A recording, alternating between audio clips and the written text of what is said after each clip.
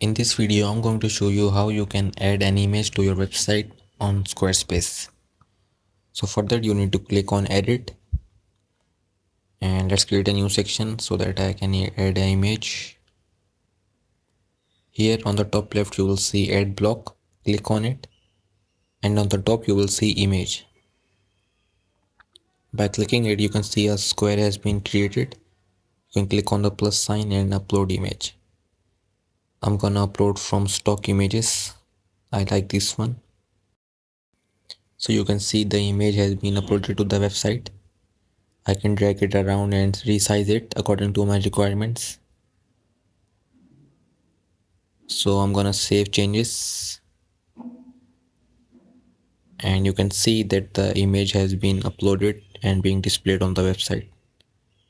Thank you for watching guys. I hope you liked the video.